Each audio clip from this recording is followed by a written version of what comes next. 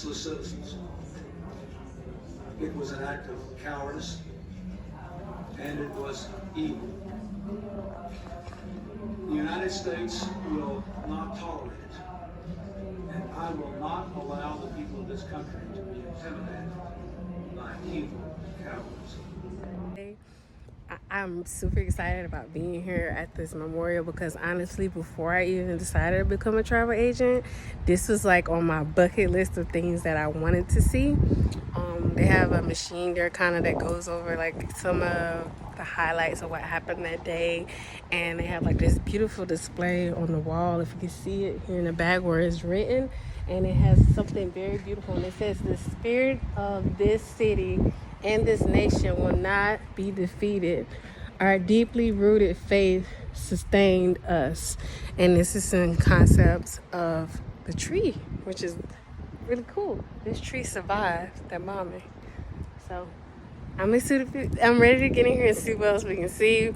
But I just really hope you guys enjoy, because this has been like something that I've always wanted to kind of see. I think a couple years ago I did the World Trade Center Memorial, and that one was really cool. So like, I'm hoping you guys like this one as much. All right, stay tuned. The sun shall not smite I by day, nor the moon by night, nor the pestilence that lurks in dark places, nor destruction that wasteth at noonday. The time hath just come.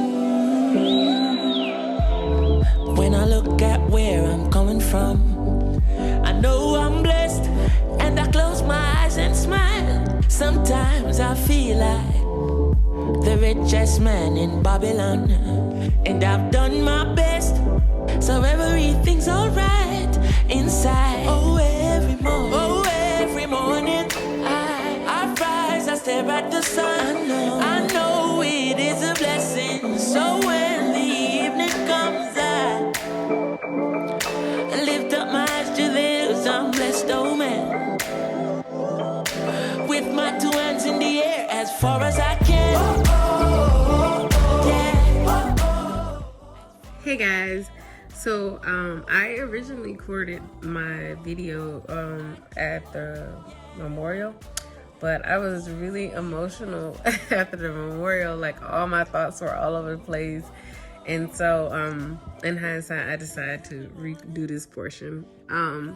So the Oklahoma City bombing, I was really excited to actually go to the memorial, because it's something, even before I became a travel agent, it was something that I actually wanted to do. When I got there, the emotions around everything was so like overwhelming, essentially. And so for those of you who don't remember the Oklahoma City bombing, or those of you who don't care about history, I'm going to give you a little bit about history. So April 19, 1995 at 9 o'clock, Timothy McVeigh drove a moving truck with a explosive bomb in it and set it off at the Alfred Murrah Federal Building in Oklahoma City.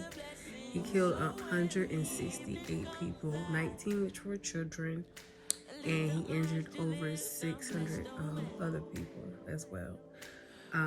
The damages from the explosion was over $6 million predicted or whatever.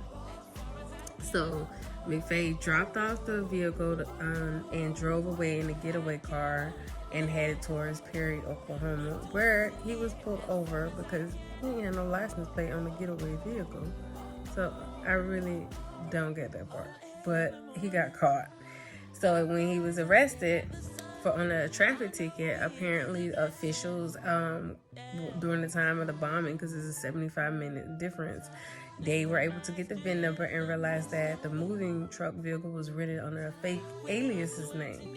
But luckily, the guy remembered exactly how the guy looked who actually rented the truck, and guess what? It matches McVeigh's face and is definitely him.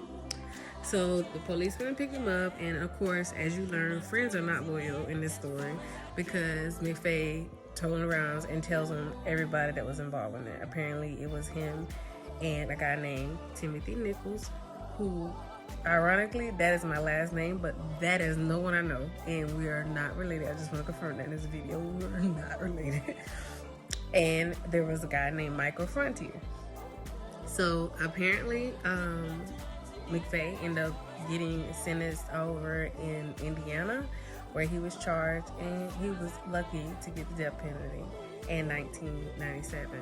However, he kept appealing, and therefore he got denied continuously.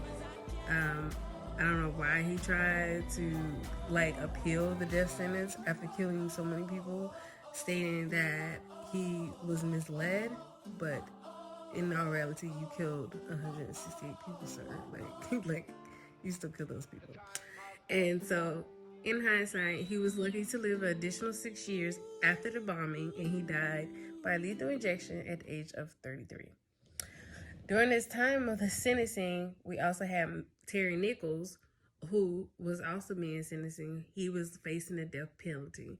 And so was Michael Frontier, who was one of the other places. But Micah looked out for himself and decided to rat out Terry, and he was able to give the police everything they needed on a plea deal that he could exchange for immunity for his wife, and then he get reduced charges. So he got off scot-free, and guess what happened to Terry? Terry went up. He was facing the death penalty. They had, the people from Oklahoma was pissed off because they wanted to know why he got life in prison and not death penalty. So they routed this case all the way up to the federal court.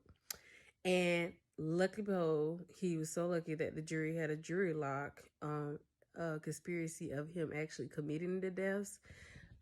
They did find him guilty of building the bomb, but not killing the people, or conspiracy to kill the people. But I'm like, why would you build a bomb and you're not killing the people? But anyways, he is so lucky to be living his life still at one of the state penitentiaries, maximum security. And of course, Michael Frontier is somewhere in the world now under witness protection. This, I actually want to say, this experience is really good for me. I think the most hardest part about the whole thing was seeing that there was a daycare inside when this explosion went off, and there were kids they were just 6 months, 19 months. Actually seeing their things blow apart was really overwhelming. And so that's the reason why my first video clip was so all over the place, because my emotions was too involved.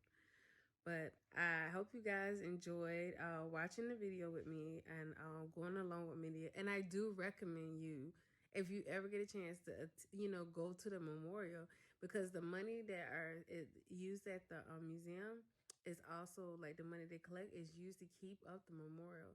So by you paying and actually going to the grounds, those funds are used to keep everything there,